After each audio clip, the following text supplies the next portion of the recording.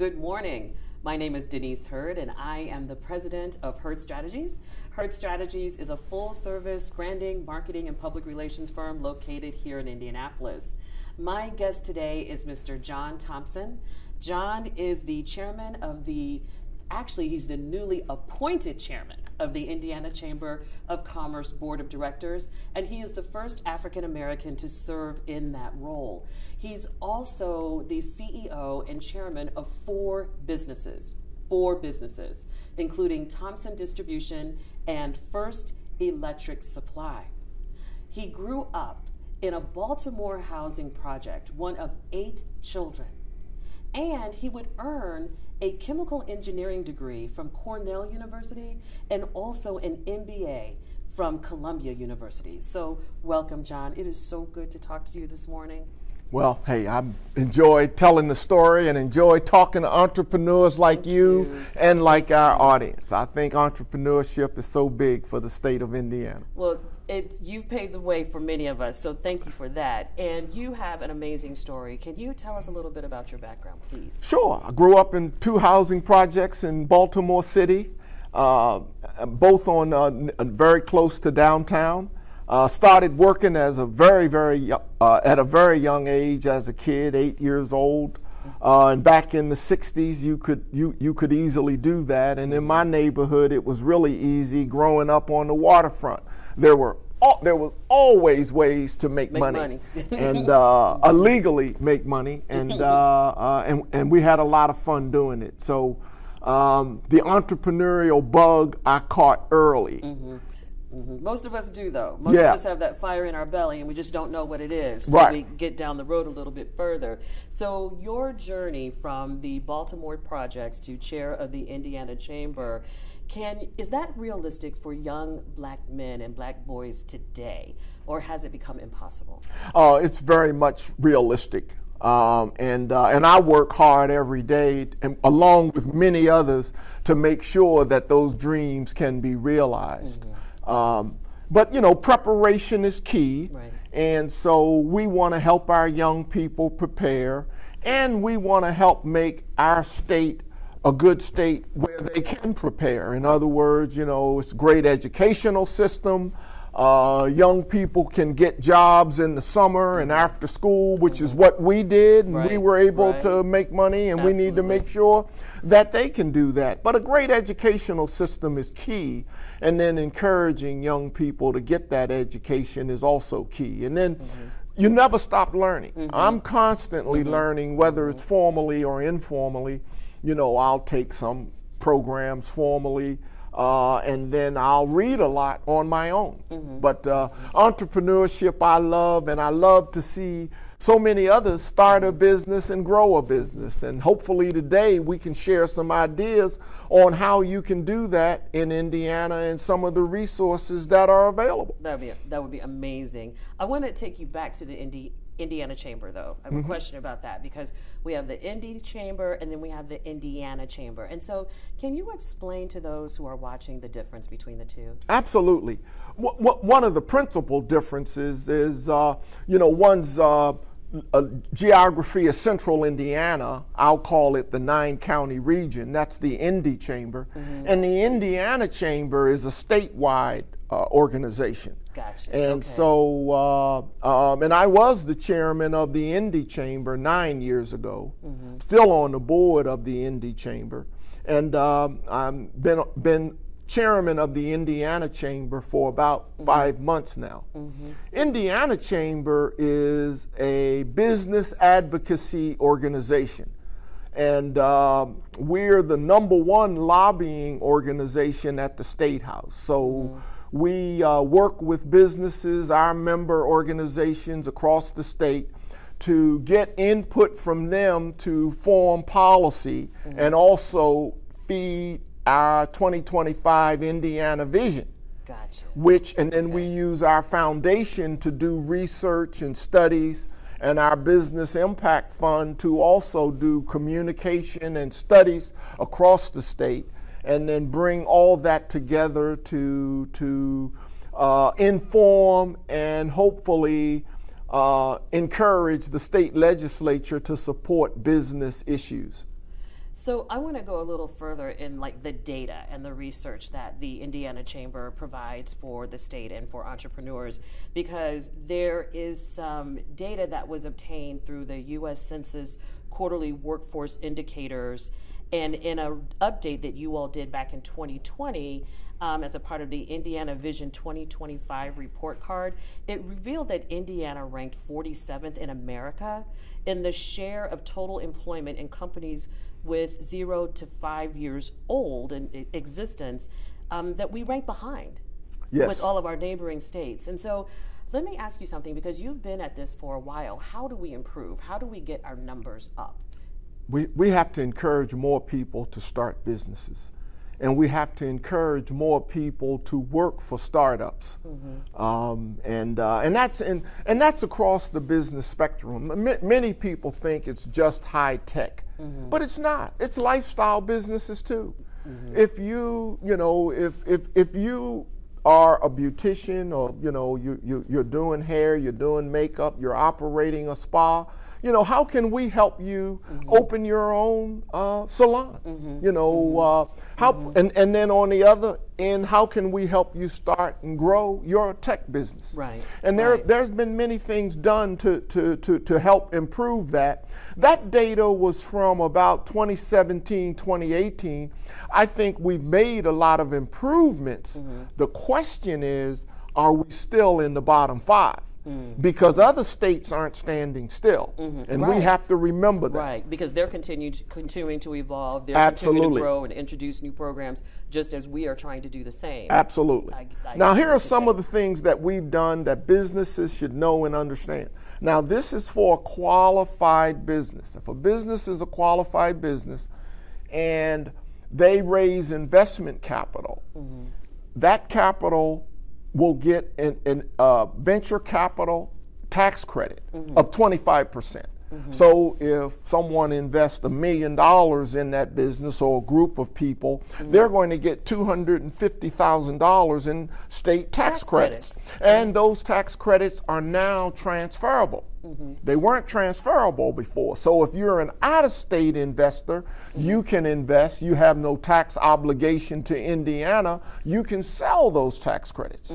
So that 25% is significant. It was 20% until January of this year. And then the state legislature further increased it to 30% for investment in minority and women-owned businesses. So, you just tapped into my next question, which was about economic equality. And so I'm so glad that you are now the president of the Indiana Chamber, because that is powerful information that you just gave us. And so would you carry that conversation just a little bit further? Because we're seeing like state and local governments and anchor institutions and citizens all throughout our entire state stepping up to the plate and being very active in rebuilding an equitable community for us, an equitable economy for us. So can you tell me, as you, in your role as president, how will you drive that narrative? How will you push that conversation forward? Well, several ways. One, we talked about the venture capital tax credits, but there are so many other ways, so there's the state small business development centers, and they're across the state, kind of operated and run out of the IEDC. They can help you develop a business plan, strategic the IEDC, plan. for people that Indiana don't know. Economic Development Corporation. Thank you. And I serve on that board also, and chair the entrepreneurship committee. Entrepreneurship is the way to go. And in addition to the 4 businesses that I operate, I invest significantly time, talent, and treasure in other companies across the state, not just here in my city, but across the entire state. And so, but there are so many other ways. One, there are business development programs. We have what's called, in central Indiana, they have similar things across the state. We have business equity for Indy. And that's where many of our large corporations, our large, medium, and small minority, black owned businesses have come together, created the business equity for Indy, where we're looking to work with these companies to provide them with contracts, gaps. We're also developing sources of capital to invest in these companies so that they have the capital that they need to grow their business. And so that's BEI has been active for about 2 years now and is growing fast. And I'm very active in it, but many of our large corporations, Eli Lilly, Anthem, Cummins, One America, Active, Corteva, the old Dow Bio, Agrosciences. Agrosciences. Yes. So now they're called Corteva. So, and what they're doing, they're buying more from minority and women-owned businesses with an emphasis on African-American-owned businesses, because that's one way to close the racial wealth and income gaps. So I think that you see the paper, the questions on the paper that I have, because we could spend all day talking and we're running out of time. And so I just have one more question for you, and it's success. How do we measure success? How do we know that we've created a more equitable economy? You said it in the beginning, Denise, when you said about the new business formation and us being 47th. I say it this way: we're in the bottom 5, which is a terrible place to be. And so I measure it by us coming out of the bottom 5. I'd like to see us get up into the middle, and that is encouraging new business formation. Denise is in interviewing me, but she owns and operates Herd Strategies, and she's a successful entrepreneur. And I want to see more successful entrepreneurs. That's the way to close the income and wealth gap. Well, with people like you serving in the ways that you are serving, I think that we're on our way and we have a bright future ahead of us. So thank you so much for joining us this afternoon. Thank you for your time and your wisdom and your knowledge that you shared with us. Sure enough. And I'll be at the InnoPower events, and someone can come up and we can talk further, because there's a lot more to discuss. Yes, and you have a lot of knowledge. I know firsthand, having had some conversations with you myself. So thank you for joining us. And now let's hear a word from our amazing sponsors.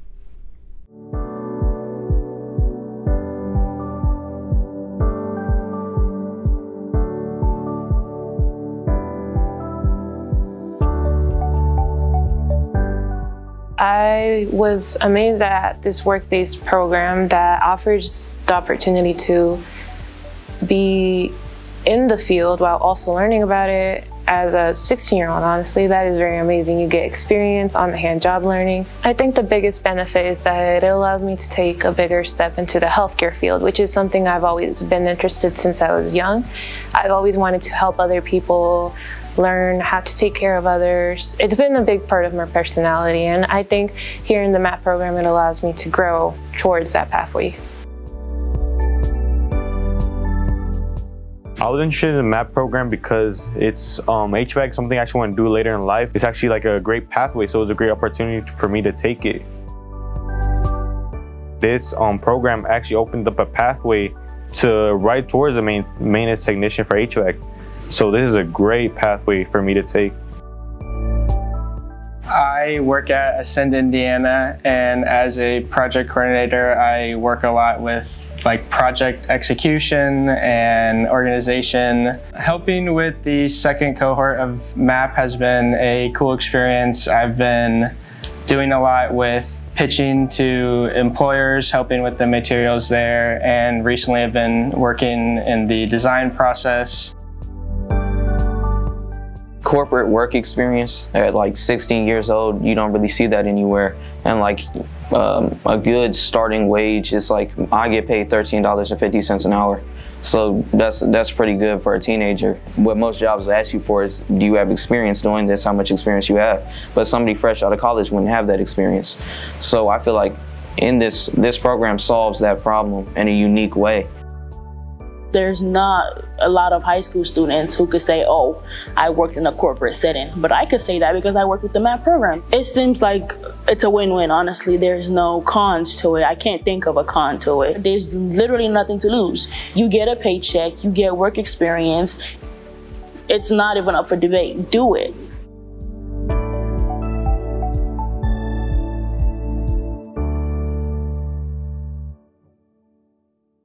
Hello. Hello and welcome to InnoPower. My name is Tamara Cypress and I'm CSR consultant with Black Onyx Management, and I'm incredibly excited to really have a conversation with Mambu with JPMorgan Chase. If you don't know, we were together last year and we started this conversation as you were unveiling the Small Business Ecosystem Report. We can talk a little bit about that, but what I really would love to do is to dig a little bit deeper. Where's the progress with JPMorgan over the past year, and really stem over three pillars. Let's talk about purpose, people, and your actual pillars in action. Ready with that? Yeah. Okay. Sounds good. So before we dig into those pieces, how about you introduce yourself and let us know, what do you do for the bank? Thank you. Mambu Sherman. I work within our global philanthropy team at JPMorgan Chase, which is a department within our broader corporate responsibility function. I direct our firm's philanthropic strategy here in Indiana, and I also cover Chicago and Wisconsin. Love it. So you have a huge market that you're really responsible for. Let's dig into some of these purpose pieces, and I have a little bit of data for you. While Black businesses are often discussed in the context of disparities, they also represent a significant opportunity for Black wealth creation. A Brookings scholar, Andre Perry, identified massive opportunity for parity between Black and non-Black businesses when he looked at the number of employers, their businesses, the employee size, the pay, and the revenue.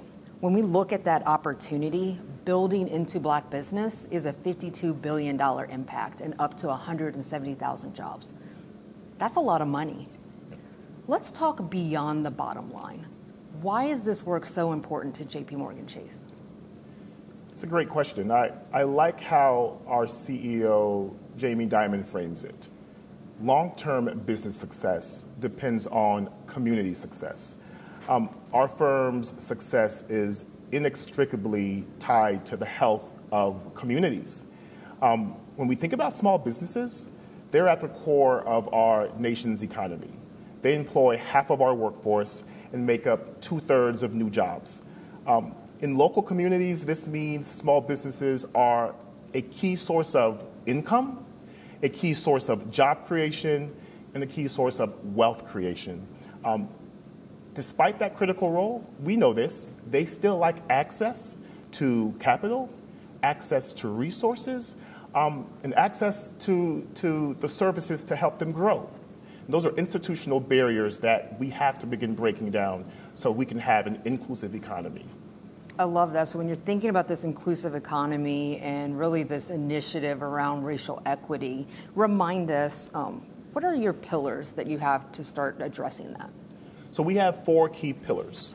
It's jobs and skills, and that involves thinking about different ways we can have a healthy workforce. This may mean reskilling, upskilling. This may mean pathways to employment. This may mean looking at wages, gainful employment for people. Our other pillar is financial health, ensuring that all people have access to a healthy financial life. Small business, which we're talking about today, and that involves supporting entrepreneurs of color, women, and vets to help grow their businesses, and neighborhood development, focusing on housing and home ownership. I love that. So these are very specific areas. When we're talking about wealth building, it kind of sounds like it's a rich people thing, but when you break it down to your pillars, especially entrepreneurship, it sounds like it's something that actually is attainable. Can you kind of share how entrepreneurship really can accumulate wealth, or how it could really help us? So, as I shared earlier, it really is a backbone for local neighborhoods. For people who are not employed in a traditional workforce, entrepreneurship becomes the alternative. And for others, this is how they're wired. How do we make sure they have the same opportunities of success that their white counterparts may have? So entrepreneurship becomes pretty critical to not just how individuals thrive and build wealth, but how communities build wealth. I love that. So let's continue to dig deeper into this entrepreneurship center or entrepreneurship piece and really focus around people. I have another stat for you. So we saw a recent study. Black businesses actually are optimistic about their prospects, but they lack the financial resources to reach their full potential. We saw that over 61% of Black businesses responding that they had growth opportunities, but they couldn't really reach those opportunities over the next 12 months, citing that weak relationships with financial institutions and low to no social capital were cited as those barriers. As you think about us kind of changing that narrative and helping entrepreneurs, what are ways that we can help them, or maybe there's some personal experiences that you have that have made you closer to entrepreneurs to help them with that? That's a great question. Some folks see this as a banking problem. Some folks see this as things entrepreneurs lack or skills that they lack. I see this as an ecosystem challenge or an ecosystem opportunity. And I use this anecdote frequently. If you see one or two fish come up on the shore, you may think, what's wrong with the fish? Now, if you see hundreds of fish wash up on the shore, you have to ask, what's happening in this environment? What's happening in this ecosystem? And so when we look at our entrepreneurs, particularly Black entrepreneurs who are not accessing capital at the same rate their white counterparts are not growing businesses at the same rate their white counterparts are not able to access the full suite of resources that their white counterparts are. It's not a one or two fish thing. It's an ecosystem thing. And so we have to look at financial institutions. We have to look at community development financial institutions, or CDFIs. We have to look at the nonprofit business support organizations that provide business development supports for these entrepreneurs. And we have to look at the entrepreneurs themselves. How do we help them design products and services that are user-centered or client-centered to be more competitive? How might we think about the role of data and big data in strengthening companies? There's this rich ecosystem of products, services, finances that institutional barriers are creating major challenges for businesses to grow. And that's the orientation around the work. It's taking a step back and saying, we're a large institution at JPMorgan Chase. We have a full suite of resources. The challenges are complex. And from a strategy perspective, I deeply believe you have to match complexity with complexity. Don't complicate it, not complicated, complexity. And so for us, it means not just looking at products, but what's the role of policy? So then there's the JPMC Policy Center that's looking at small business policy.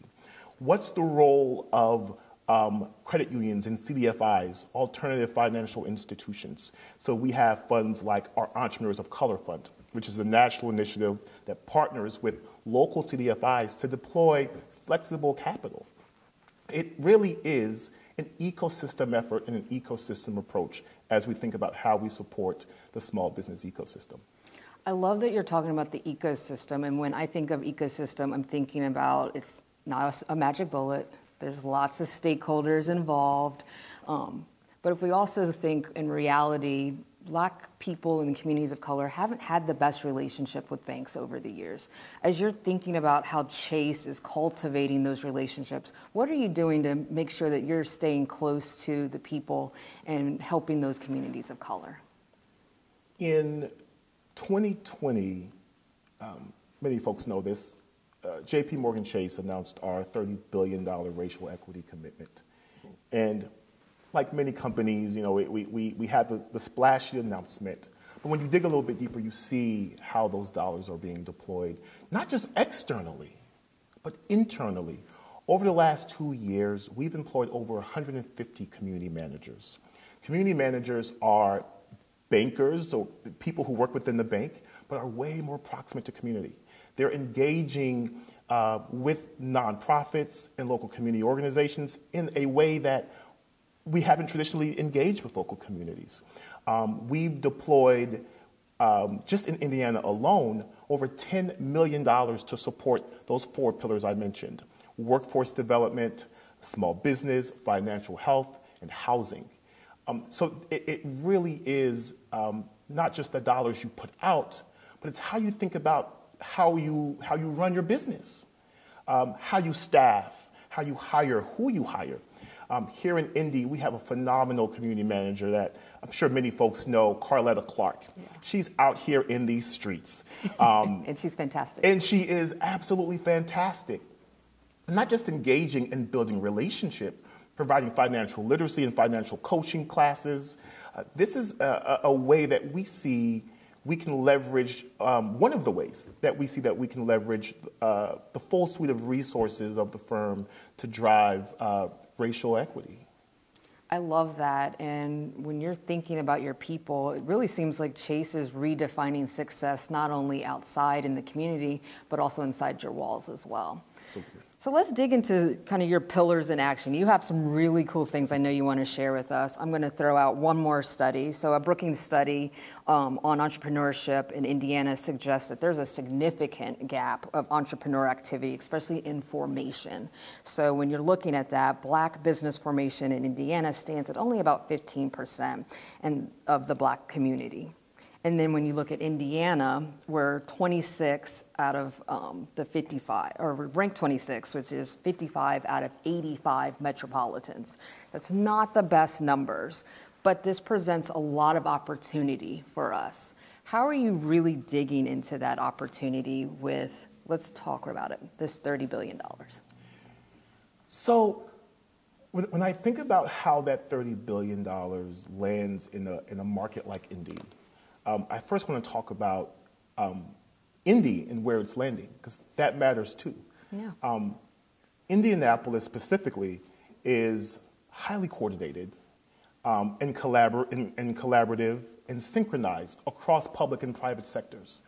The collaboration piece is huge, particularly around the topic of ecosystem building.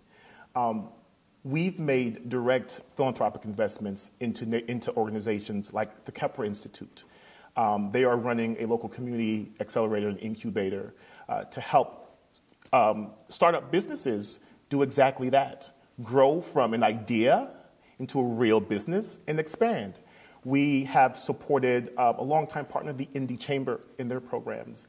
LISC is another long partner. These are institutional players in Indianapolis that have a strong reputation in the community, a strong track record of helping businesses grow, and we're helping them advance their work. We're helping them serve more entrepreneurs and helping them serve those entrepreneurs better. I don't want to miss over the comment around capital, because that's absolutely critical. When we think about businesses growing, the accessibility of capital and flexible capital with favorable terms. Yeah. That's not predatory. So let's have a reality check. So you talked about the different markets. How is Indianapolis faring to some of the other markets that you're working in terms of this racial equity and the progress? So again, Indy has several challenges, like many other markets. One of the things that we've been trying to address is the capital gap. Between 2012 and 2017, there were only 40 equity investments made into businesses. And we saw the supply of debt capital increase by 1%. That is a major opportunity for us to act on. The CDFI collaborative that I mentioned earlier has been addressing that by providing low interest, flexible loans to businesses. That's one way we're doing that. We're also now convening a group of local business support organizations to think about how we might redesign these capital solutions. We invested in an organization called Forward Cities to bring together 15 business development organizations, and through design thinking, how we shift our perspective and our ideologies about what needs to be done. How do we create a user-centered or entrepreneur-centered ecosystem? How are the products and the services that we're creating truly centered around the entrepreneurs? Now, you may think that's how things are just naturally, but it's not. We make programs and services kind of in our basements and think they're going to work, and that's just not how the real world works in business. So right now, there are partners going through design sessions to figure out what that looks like. How do we fund the gray space? I call it the gray space. Okay. This is innovation. Because if it doesn't exist yet, we have to approach our efforts from a completely different way. So I'm super excited about our philanthropic strategy here in Indiana because we're able to do that. We're able to fund things that are working well, support organizations that have a strong track record of success, but then what doesn't exist? And how can we deploy resources in a way to build those bridges, to build that infrastructure in the small business ecosystem for capital to flow more freely, for businesses to access the resources that they need more readily. And that's the exciting part about what I'm seeing in Indianapolis. The foundation of collaboration and synchronization is already there. Now, let's build. Yeah. Let's build what doesn't exist, and let's amplify what's been working really well. I love your passion, and I especially love that you have a passion for Indianapolis as well. I'm a sucker for stories. Can you tell us some positive things, some progress, or maybe even something you've seen with your own eyes over the past year since you've been really digging into this work, whether it's through entrepreneurship or one of your other pillars that really gets you excited? You know, I really have to look at what our business development organizations are doing and how they're coming together.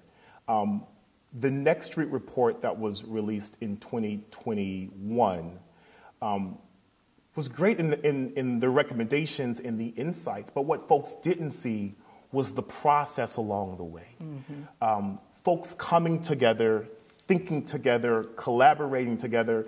And for our nonprofit folks who are watching this, we know how competitive getting a grant can be. But what I'm seeing now is folks are putting aside their own needs for their organization and saying, what does this market need? What do our small businesses in Indianapolis really need? And I think it's that process that's really refreshing and exciting to see. And I think the more we have that kind of collaboration, that kind of innovation happening, we'll see business owners being served better. Yeah, I love that. Here in Indianapolis, the business community really have come together with the organization called Business Equity for Indy. Chase is very much a part of it. It's really the business response to what are all these things that we're going to do? How are we putting actions to these pledges? When you're talking or thinking about some of your peer organizations that have made lots of pledges over the last couple years, past year, what do you say to them as they're starting to reassess their journey and how they're measuring success, or when they're kind of being told to kind of share what's next or what are you doing? What do you have to say for them? I love what you said at the top of this conversation, going beyond the bottom line. I think for JPMorgan Chase, the $30 billion is the headliner, but how we've gone beyond the bottom line is the way we are leveraging the full suite of resources of the firm to drive racial equity. I mentioned earlier our policy center. There's the JPMC Institute. We are driving and advocating second chance hiring.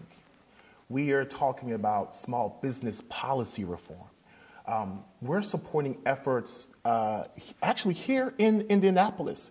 We're partnered with IPS and Employ Indy and Ascend Indiana to reimagine what work-based learning looks like for high school students. This is systems change. Yeah. This is not just banking. This is taking our impact finance team and saying, where are the diverse entrepreneurs that we can make direct equity investments into those organizations? We can seed CDFIs. This is far more than, I think, how people view Chase or JPMorgan Chase. It really is taking a step back and saying, what all do we have available? What's our toolkit? And how might we leverage this toolkit to advance racial equity? That's fantastic. And one of the pieces that I think I'm hearing from you is we shouldn't underestimate the value of collaborating. Absolutely. These conversations are happening, and some people are a little critical that maybe conversations are happening and they're stopping there. But the collaboration that's needed, because this is a process, that's actually a good thing. Yep. Are those things that you want other businesses to understand as they're looking at how they're measuring success if they don't have the same success metrics that you have? No, I think one, going beyond the bottom line is one thing. The other that I want to highlight is getting proximate. How are these corporations getting more proximate to the issues and more proximate to community?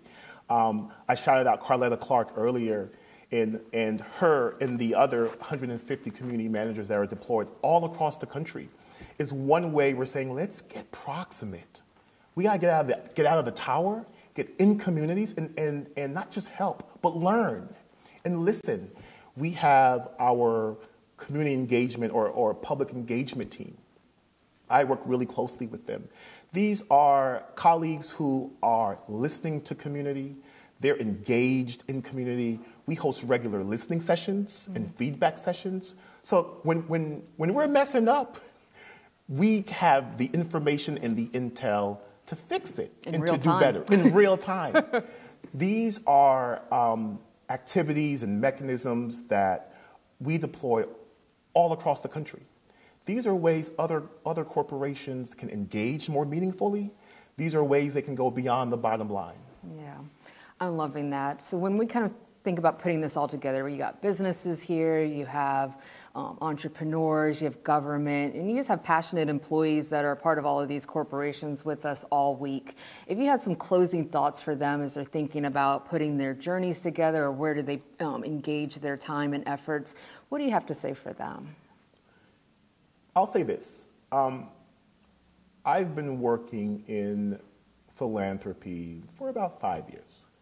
I started my career as a community organizer on the south and west sides of Atlanta. I can't understate or overstate the importance of getting close to the people you're trying to serve. And whether they're communities or entrepreneurs, how do we get closer? How do we understand the challenges beyond what's on paper, beyond what we see in the headlines? How do we understand that when Bill comes in, or Joe comes in, or Susie comes in for a loan, that this is an individual. This is a person that has needs, that has responsibilities, and this business is how they're putting food on the table. Yeah. This business is how they're supporting their family. This business may be how they support their grandkids. How do we take a human-centered approach to say, this individual has a particular need, and if we can't meet that need, or if I can't meet that need, who can? And I think what you're seeing now, particularly with our firm, is this coordinated support mechanism where it's almost like we're triaging. A community partner at any given moment could touch a private banker, could touch Carletta, our community manager, could touch me with the foundation. And we're stretching our hands out into Indianapolis in a way I've never seen us do before.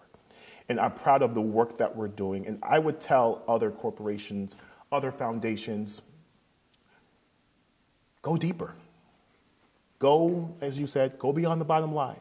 Get out into community and see what you learn. And you'll be surprised by the creative ideas and things that you can do. If we take nothing else, I feel your passion, and I recognize even more than ever that you're doing really important work, whether it goes into one of your pillars or talking to John and Aaron about literally people coming through your bank, trying to engage with your bank, with your products and services more. You are a relationship organization that really wants to touch people all across all of the markets, really. And I want to thank you for this conversation. I enjoyed talking to you the past couple years, digging into data, but really putting actions behind the statements that you guys say that you want to do, and you're actually doing it. So thank you so much for this conversation. I want to thank everyone for joining us today. This is a conversation starter about wealth and racial equity, and I want you all to engage, get involved, and dig deeper than the bottom line. Thank you. The events of summer 2020 highlighted long-standing inequalities, particularly among the Black, Hispanic, and Latino communities, that has had a significant impact on our country. At JPMorgan Chase, a key goal is to help break down systemic barriers that have created profound disparities. That's why we committed $30 billion towards racial equity to provide resources and opportunity for our Black, Hispanic, and Latino communities. We are focused on the main drivers of wealth, including home ownership and small business ownership. Our commitment includes helping an additional 40,000 households become homeowners and lowering mortgage payments through refinance for 20,000 more with the help of our community home lending advisors and managers.